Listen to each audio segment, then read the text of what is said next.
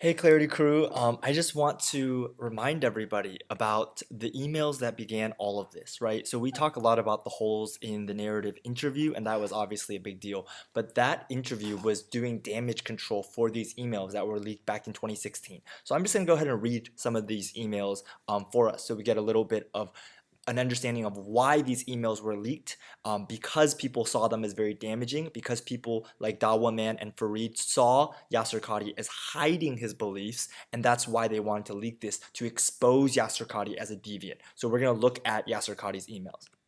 He says, conclusion, the preservation of the Quran cannot then be a letter for letter, tashkil for tashkil narrative that later scholars verbalize and the Muslim Ummah is taught, not just at the Sunday school level, mind you. Rather, the preservation must therefore be interpreted in another manner. Okay, so that's one aspect of what he says. Then he goes down later and says, fact of theology. The Quran is kalima of Allah, the word of Allah, because it says so.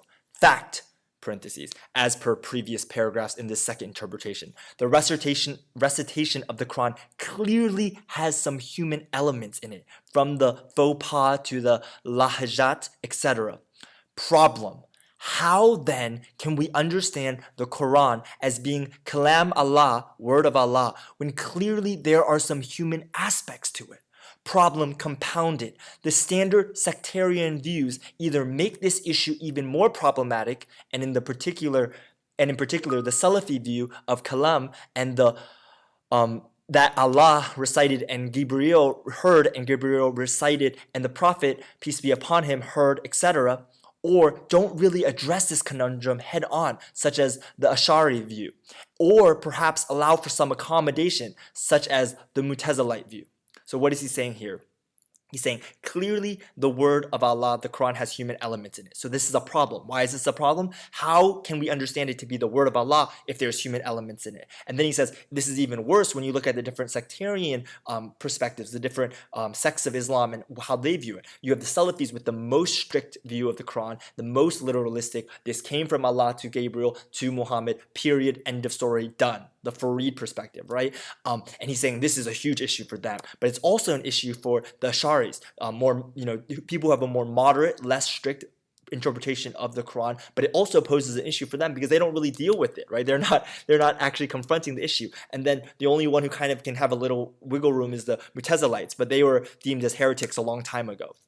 And then basically Yasir Qadhi goes down later and it's like, hence we start from scratch, right? So he's saying we have two options. We discard all these theological schools and understand that none of them are in fact divine, and hence we cannot assume that they will answer each and every problem. So I think this is really what Yasir Qadhi was trying to do. He's trying to help the Ummah move forward. He's trying to be like, guys, we can't be fixated on this. This is a losing issue. The emperor has no clothes. We need to call it out ourselves before the villagers and the enemies call it out for us. So he's saying we can discard these theological schools and start from scratch. He says, hence we start from scratch and rethink through the entire notion of kalam. To facilitate this, we might imagine ourselves in the era of the Tabin, and that we are not so impeded by fully fleshed out theological boxes, and allow our thought processes to, pun intended, think outside the box. Okay, we are no longer confined to people labeling us as Ash'ari or Mu'tazili, and because we are now jettisoned those man-made constructs, and no doubt ambitiously, we are attempting to redraw the blueprints of a new structure. We do not feel constrained by these beautiful structures. So what is he saying here? He's saying, guys, we need to burn it down.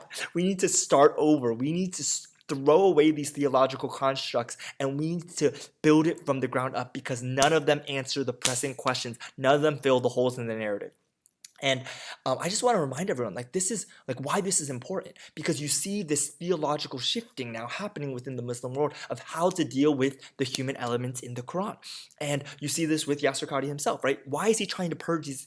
I literally have 1,000, less than 2,000 subscribers, right? Why is he searching the internet looking for this interview to delete it? Why is he trying to destroy this? Literally like a Uthmanic recension.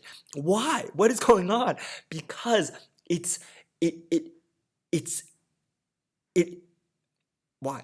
because it tells people that there are holes in the narrative, that this narrative of Quran preservation has holes in it. And it's a narrative that's based on Islamic sources. It's based on the most trusted Islamic sources. And if that has holes in it, then what is your doctrine of the Quran? In what sense, exactly like Yasir Qadhi said, in what sense is the Quran divine if the narrative of its preservation has holes in it, if it's not perfectly preserved, if all the readings of the Quran, all the variant readings by which you access the actual words of the Quran, access the Rasam, are not mutawatir, if they can't be proven to have divine origin with Muhammad himself, if that's not certain, then what do you do?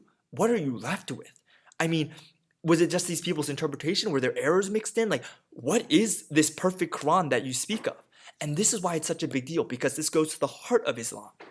What do you have in Islam? You have the man and you have the book, right? You have the Quran and you have Muhammad. And so when you're looking at the Quran and saying, well, actually, it might not be perfectly preserved, and actually we need to rethink what we mean by preserved, that is going to be a very, very, very interesting conversation.